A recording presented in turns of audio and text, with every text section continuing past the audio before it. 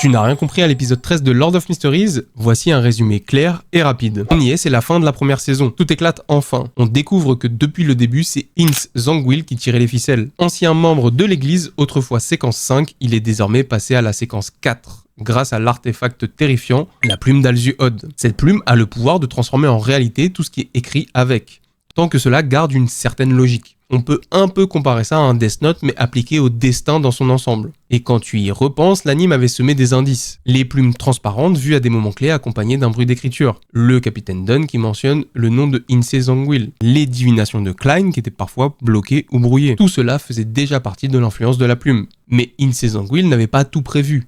La survie de Klein. Normalement, ses écrits auraient dû sceller son destin, mais le brouillard gris semble avoir empêché l'influence de la plume. Peu importe tout ça, Ince a quand même réussi à atteindre son but, obtenir les cendres de la Sainte Selena, l'ingrédient final qui lui manquait pour avancer dans sa séquence, et même changer de chemin, une chose que le vieux Nail disait impossible. Je ne vais pas rentrer dans les détails du combat contre Meguz et la quasi-apparition du True Creator, mais c'était d'un niveau de production rarement vu ces dernières années. Magnifique. Et cela occupe une grande partie de l'épisode. Côté émotion, l'épisode est d'une intensité folle.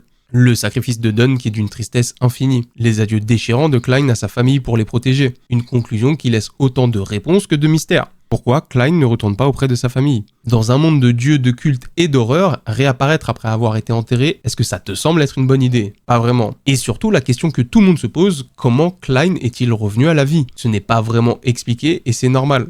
Mais on a un petit indice avec l'épisode 1 et encore une fois le brouillard gris. Et dernière question, où est la suite avec le nouveau membre du club de tarot? Eh bien, on sait déjà que son histoire risque d'être adaptée dans l'épisode spécial que nous aurons l'année prochaine. En tout cas, on a une fin de saison magistrale, à la fois bouleversante, pleine de promesses pour la suite. Et ne t'inquiète pas, si tu n'as toujours rien compris, je serai là pour t'expliquer. Et si tu as aimé cette série de vidéos sur Lord of Mysteries, n'hésite pas à liker, partager et t'abonner. Et si tu as d'autres questions sur Lord of Mysteries, n'hésite pas à les partager en commentaire.